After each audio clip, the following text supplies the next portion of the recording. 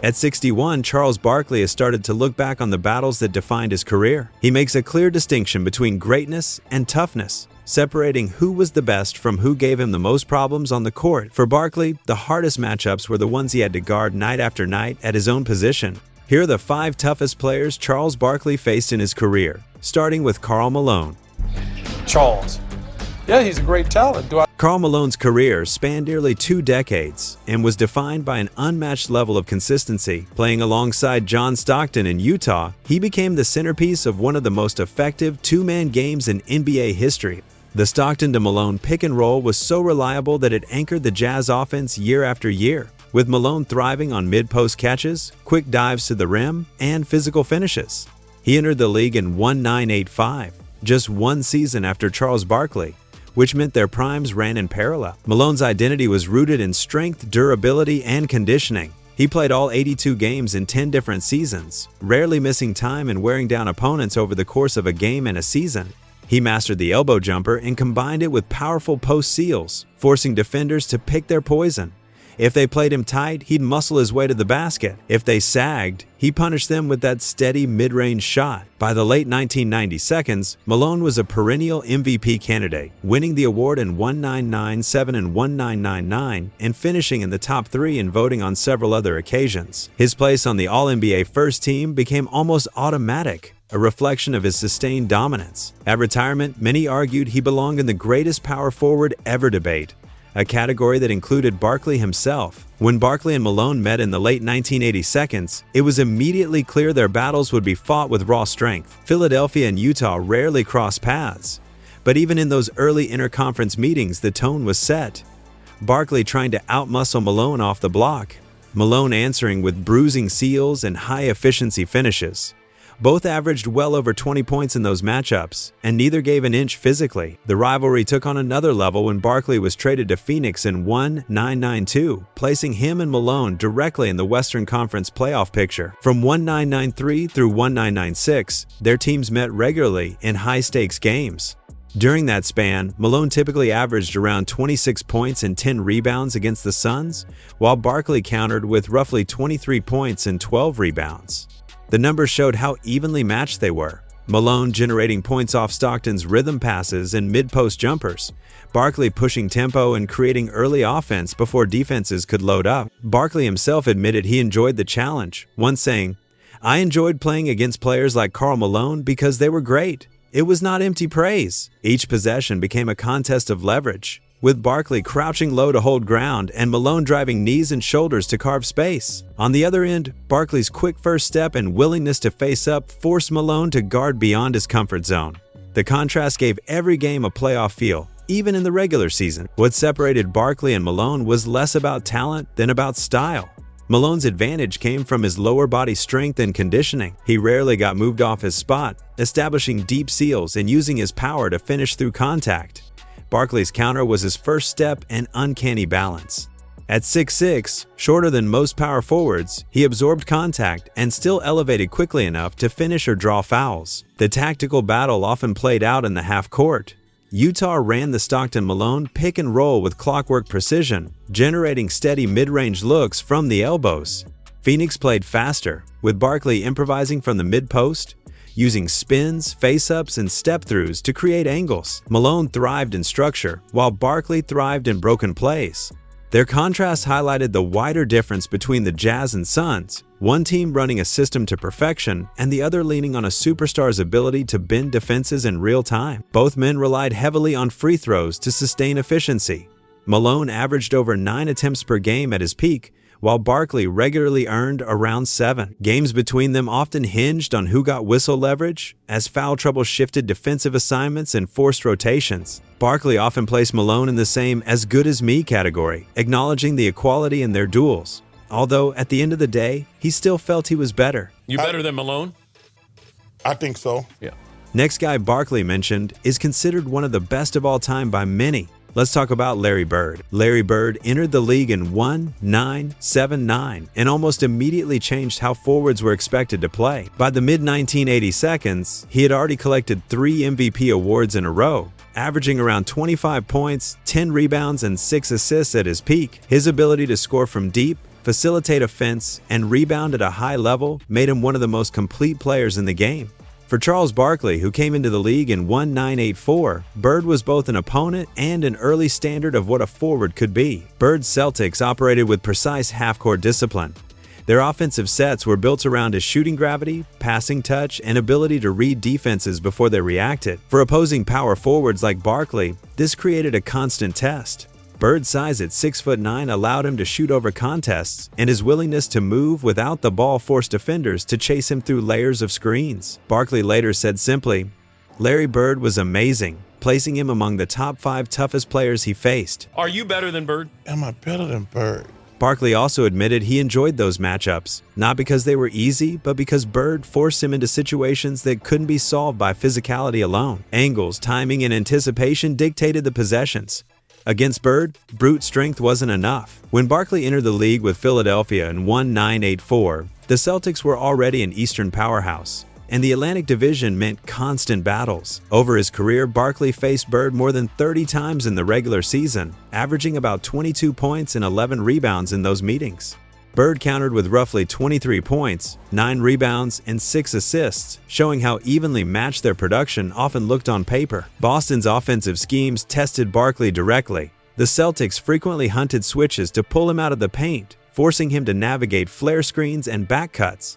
Bird's off-ball movement demanded quick reads that were outside the normal duties of a power forward in the 1980 seconds. Barkley fought through screens, shaded passing lanes, and attacked the defensive glass to create transition chances. His speed in the open floor was one of the few ways to punish Boston for pulling him away from his strengths. Their later meetings after Barkley's move to Phoenix in 1992 still carried that same challenge even as Bird's body broke down. Bird's shooting gravity required constant show and recover tactics, testing the communication and foot speed of defenders. Barkley always spoke with respect about Bird, grouping him with the rare opponents he loved to play against because of their excellence. The matchup between Bird and Barkley always came down to differences in skill profiles. Bird's release point was high, and paired with his court vision, it made him dangerous even when tightly covered. Barkley relied on compact power, quick elevation, and the ability to finish through contact. When they went head-to-head, it often felt like a test of whether finesse and timing could outlast force and speed. Bird thrived without the ball in his hands. His ability to read defenses, slip into gaps, and turn broken possessions into easy looks constantly pressured Barkley to stay alert away from the basket.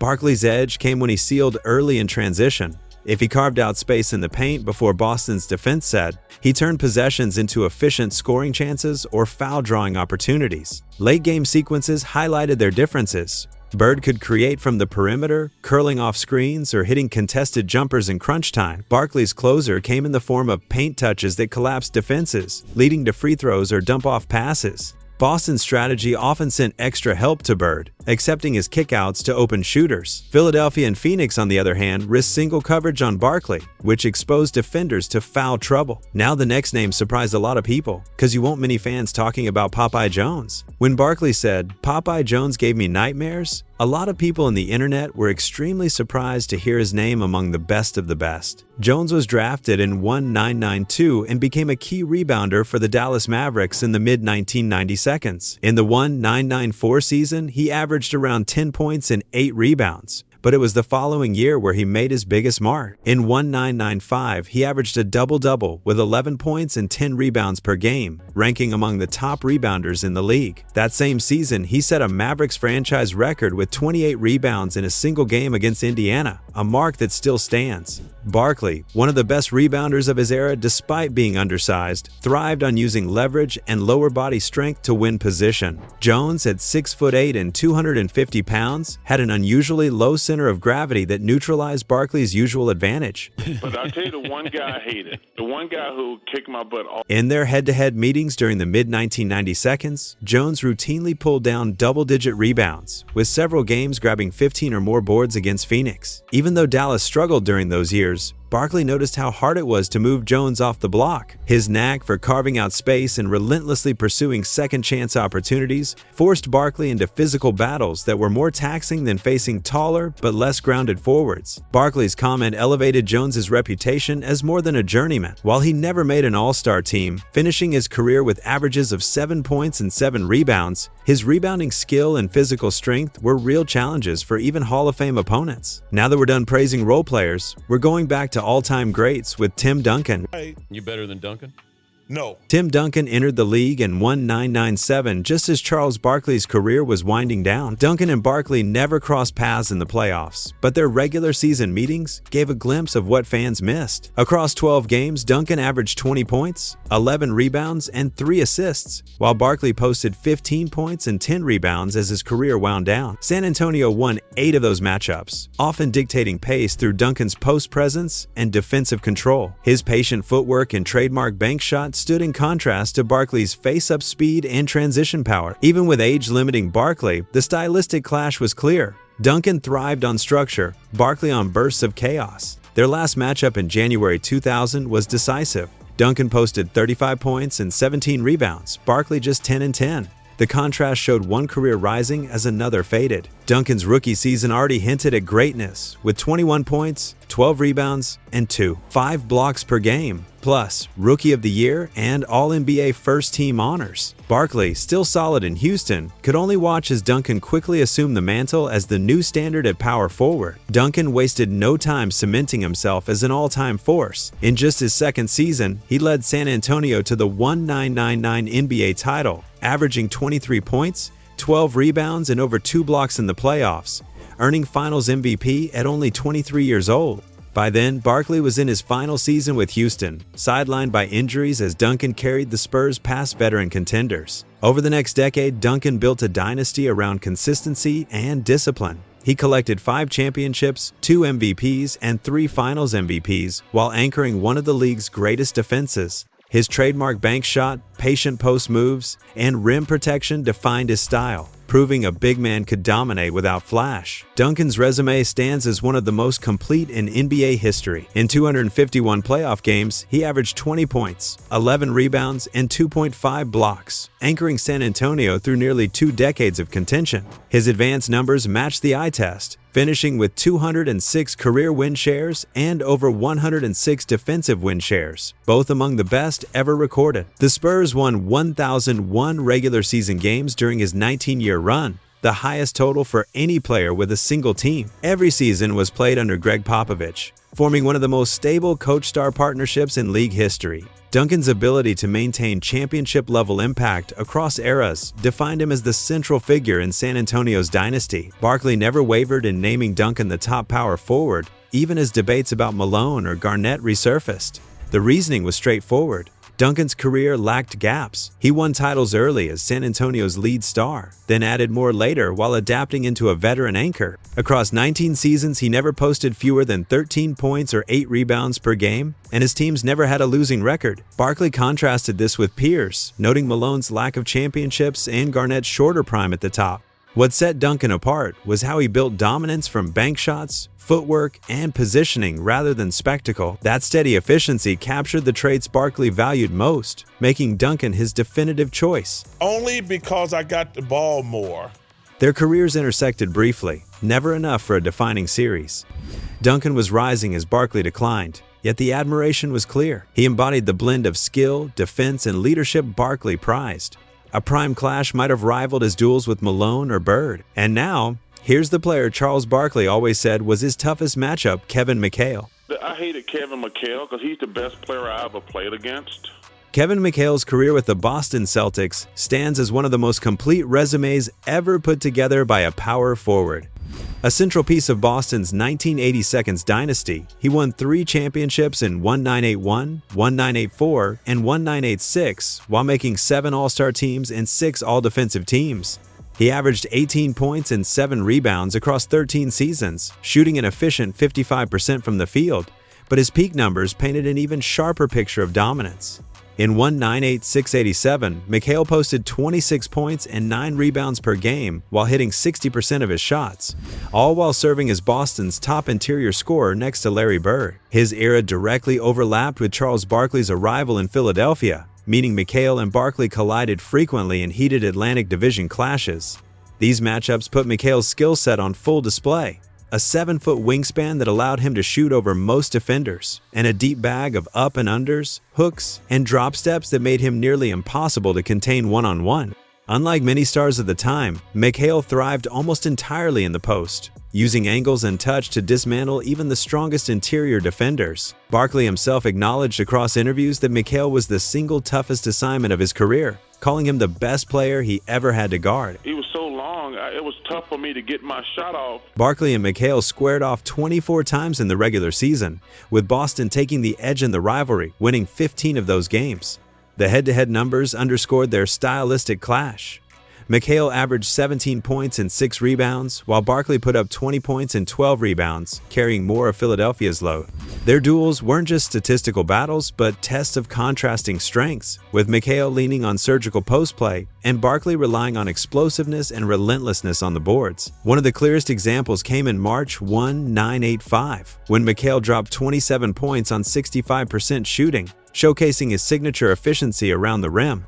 Barkley countered with 25 points and 15 rebounds, reminding Boston that even when McHale scored freely, the Sixers forward could punish them in transition and on the glass. In the playoffs, the intensity only grew. McHale's methodical up and unders, turnaround jumpers, and inside shoulder hooks consistently forced Philadelphia into extra help, which opened looks for Boston shooters. Barkley tried to flip the game by accelerating the tempo and crashing for second-chance points, but the Celtics' ability to control pace through half-court execution often tilted the balance. Against stars like Karl Malone or Larry Bird, Barkley could adjust his defense. Against McHale, his complete footwork package offered almost no safe answer. Kevin McHale's toolkit made him uniquely difficult for Charles Barkley to handle. His 7'4" wingspan, polished footwork, and a variety of hooks and fakes gave him answers for nearly every defensive adjustment. Barkley, built with unmatched strength and balance, tried to counter with leverage and quick elevation, but McHale's reach allowed him to finish over or around those contests. The challenge came from McHale's decision-making in the post. His decision tree left no breathing room for mistakes. Bite on a pump fake, and it was an easy score. Shade too far baseline, and he spun middle. Give up an angle, and he drew contact. Few defenders escaped a matchup without fouls piling up, and Barkley had to play stretches more cautiously than he preferred. Transition was Barkley's weapon, a way to impose pace and punish set defenses. Yet McHale tilted games toward half-court control, where his ability to operate deliberately on the block muted Barkley's open floor advantage. That control extended possessions, fed Boston shooters, and made the contest a grind. Even with Barkley battling Malone and Bird throughout the 1980 seconds, he always returned to McHale as the single hardest cover. More than numbers or accolades, it was McHale's efficiency, reach, and complete post arsenal that placed him at the definitive top of Barkley's list. Charles Barkley's list of toughest opponents blends legends and unexpected names, but his verdicts reveal how much he valued matchups that truly tested him. From Malone's power to McHale's precision, each duel left an impression. Want more breakdowns of NBA rivalries and untold stories? Subscribe to the channel and stay tuned for our next deep dive.